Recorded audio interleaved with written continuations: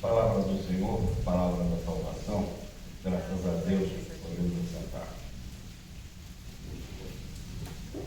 Marcos 1, versículos 4 a 11. O Evangelho de Marcos vai ser nosso companheiro durante esse ano de 2024, pelo menos até novembro, porque é o que a gente chama, né, um ano B no calendário litúrgico. Então é um ano dedicado a estudar o Evangelho de Marcos. O Evangelho de Marcos ele tem uma característica, aliás, várias características. Uma delas é de ser o mais antigo, é considerado o primeiro que foi escrito, e também pela sua simplicidade. Ele é bastante sucinto na descrição das coisas que ele narra. Então, os outros, o Evangelho de Lucas é bem mais detalhista, o Evangelho de Mateus também procura explorar determinados aspectos dos acontecimentos, né, que são narrados, e o Evangelho de João é um evangelho diferente desses outros três pela sua estrutura. Mas o Evangelho de Marcos é um evangelho muito bom de se ler, né?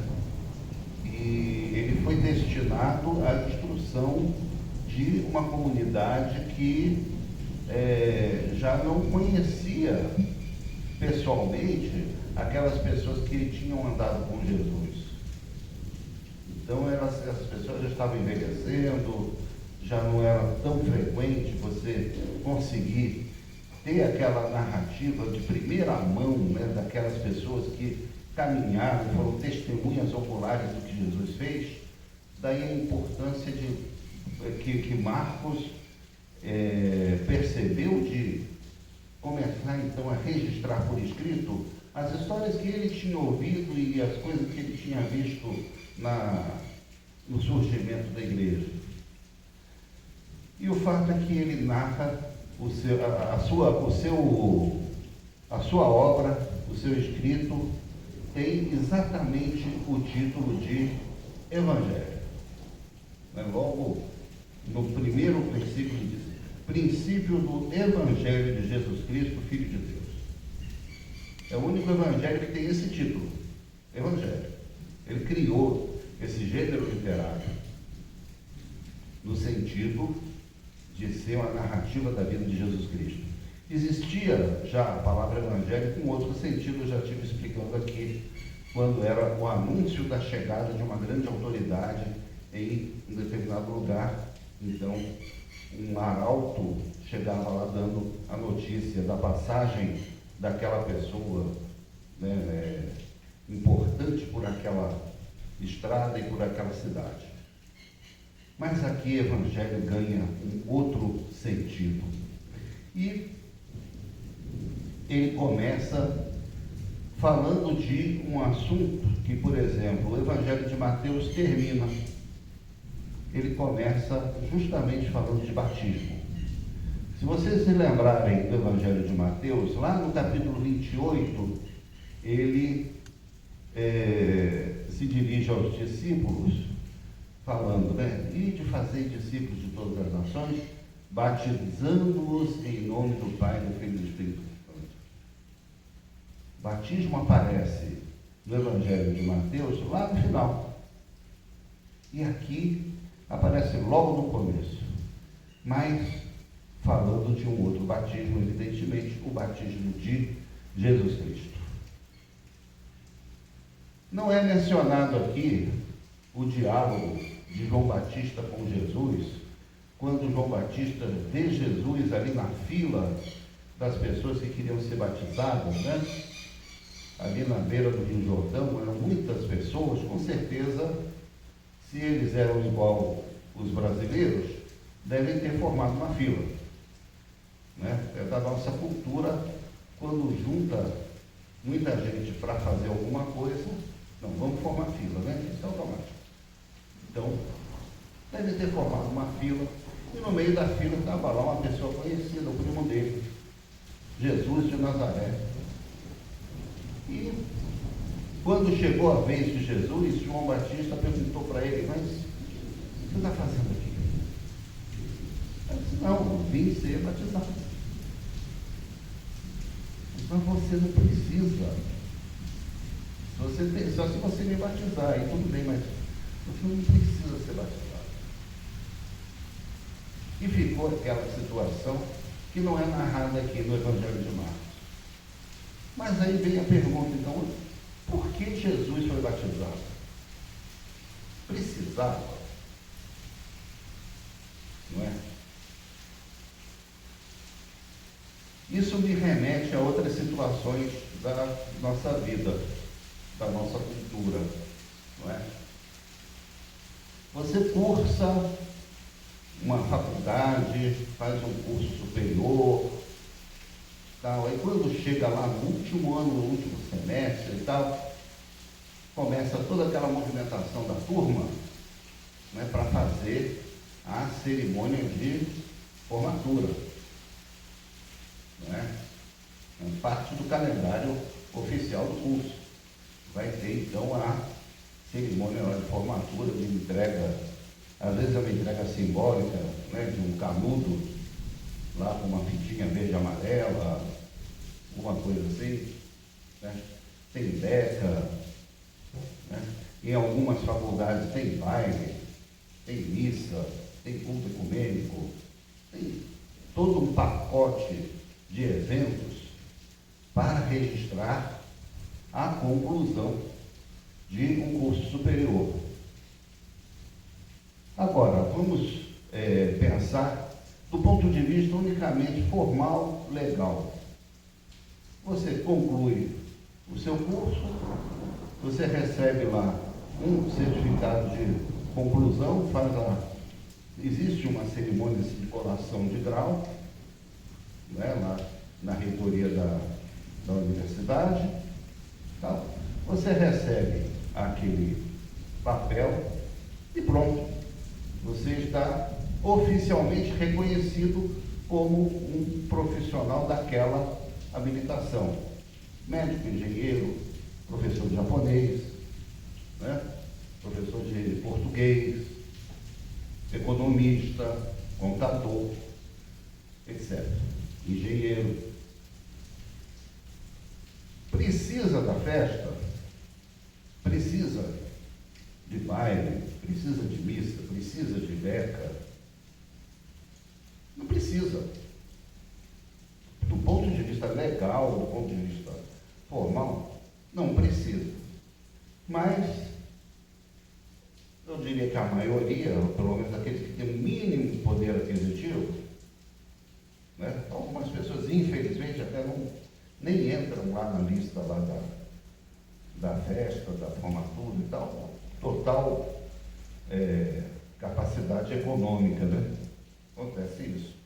Mas quem tem um mínimo de capacidade econômica entra na lista lá da festa. Casamento, né? Mais ainda, né? Festa, buffet, aluguel de tenda, né? Almoço, jantar, bandas para animar a festa, né? Um casamento ano passado tinha 3 bandas. Né?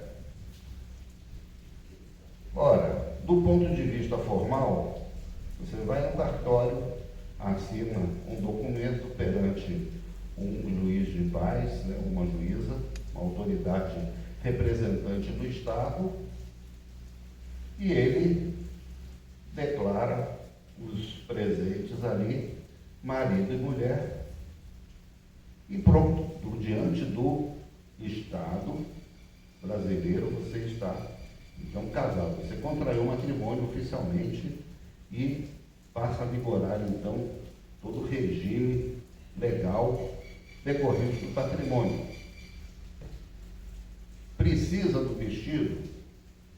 Precisa do casamento? Precisa da igreja? Precisa do buffet? Precisa da festa? Né? Precisar, do ponto de vista formal?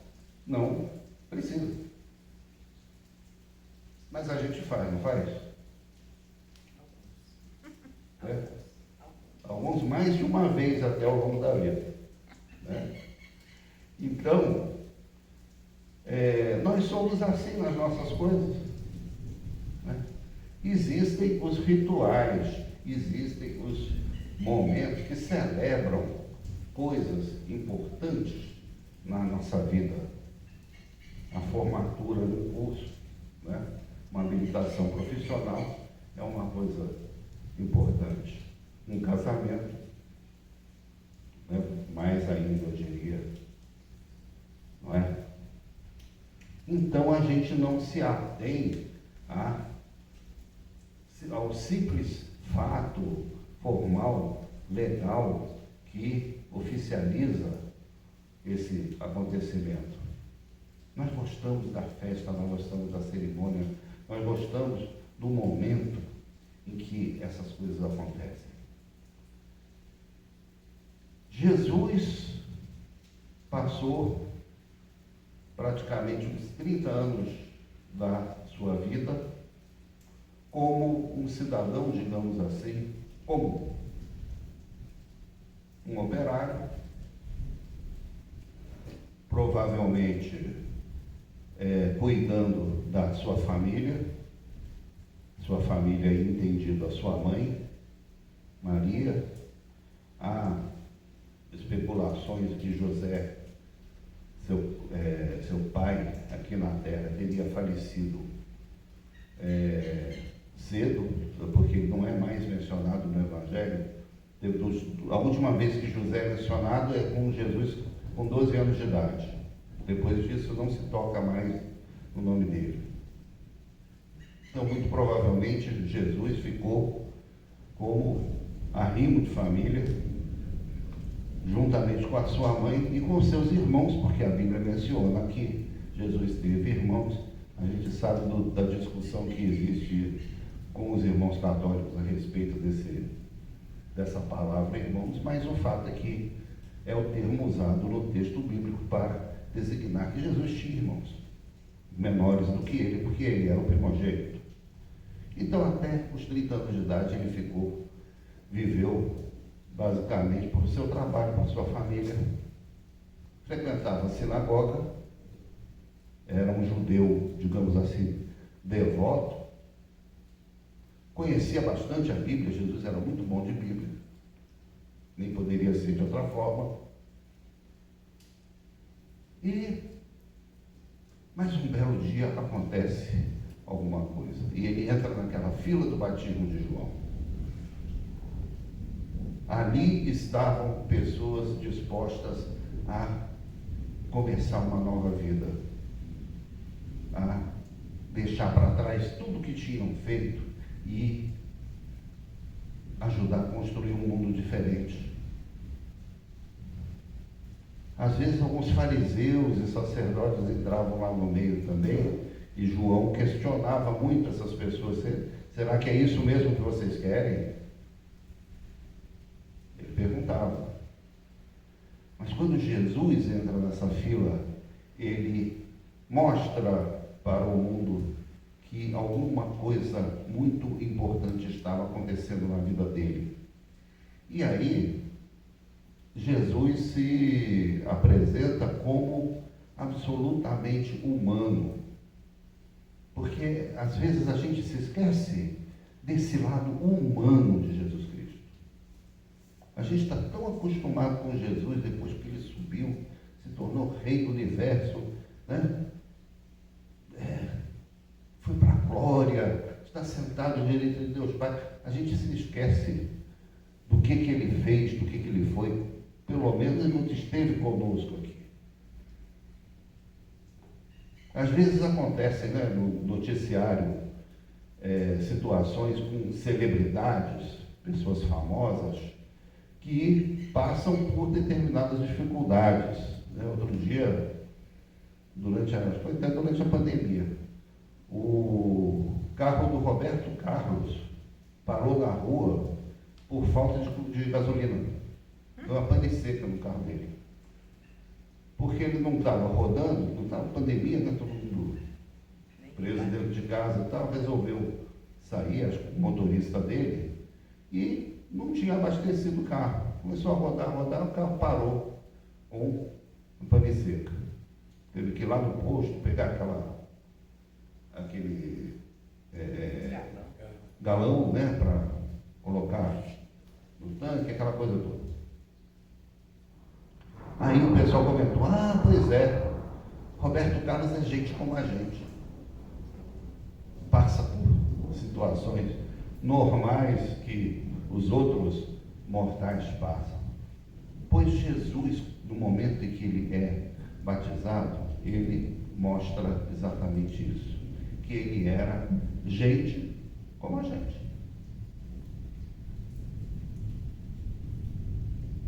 E o batismo de Jesus, tecnicamente falando, foi igualzinho ao nosso. Igualzinho. No sentido que ele foi um batismo trinitário. Nós, como uma igreja trinitariana, que cremos na Trindade, então nós praticamos um batismo e reconhecemos um batismo de igrejas trinitarianas, como é o caso, inclusive, da Igreja Católica Apostólica Romana. Foi um batismo em nome do Pai, do Filho e do Espírito Santo. Os três estiveram presentes nesse momento do batismo de Jesus. O Filho, claro, era ele mesmo que estava ali sendo batizado. O Pai se manifestou e ouviu-se, então, ouviu os céus rasgarem-se e o Espírito descendo como pomba sobre ele, o Espírito pairando, na mesma forma que no dia da criação do universo, na criação do mundo, o Espírito de Deus pairava sobre as águas. Então, é a mesma imagem que se encontra no batismo de Jesus. Quando Jesus sai das águas, o Espírito de Deus está pairando sobre ele, como se uma nova criação tivesse ocorrido naquele momento. E foi ouvida uma voz dos céus: Tu és o meu filho amado, em ti me comprazo. Esse é o meu filho que me faz feliz. A voz do Pai. Então, o Pai, o Espírito Santo e o Filho ali, sendo batizado. Um batismo totalmente trinitariano. Igual o nosso. Igual o nosso, quando nós também fomos batizados em nome do Pai, do Filho e do Espírito Santo. Batismo bíblico. É essa a grande mensagem do batismo de Jesus. Nós temos muito claro, na nossa instrução, na nossa teologia,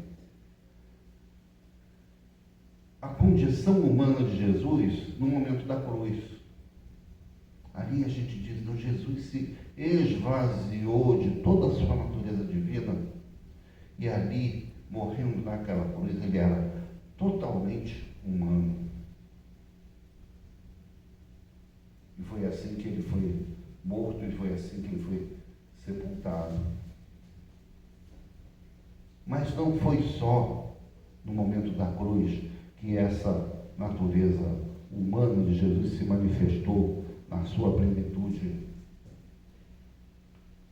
A natureza humana se manifesta em Jesus também no momento do batismo.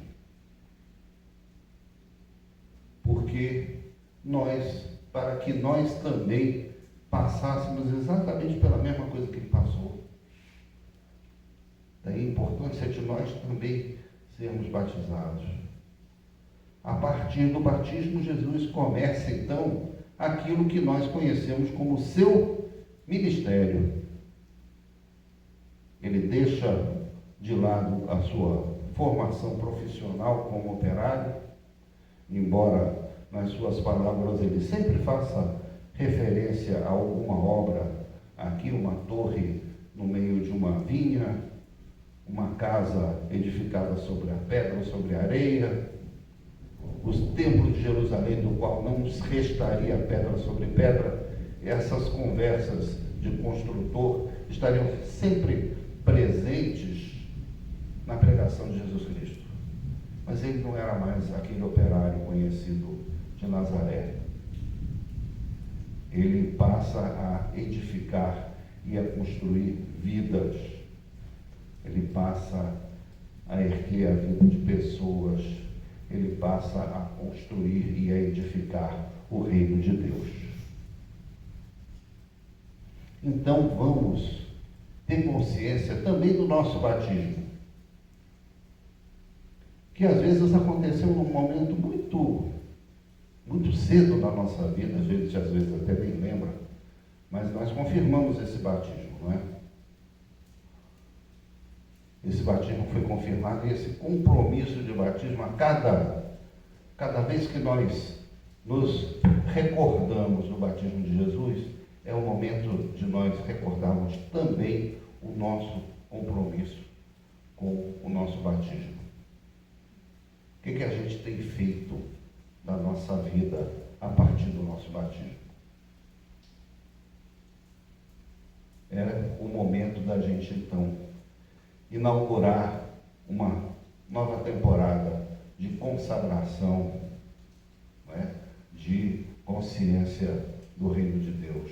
E, normalmente, esse culto que celebra o batismo do Senhor Jesus acontece no início do ano civil, é o primeiro culto do ano, sempre. Não é? Então, vamos nos lembrar disso, vamos reassumir os nossos compromissos, assim como Jesus assumiu os dele a partir do seu batismo. Amém?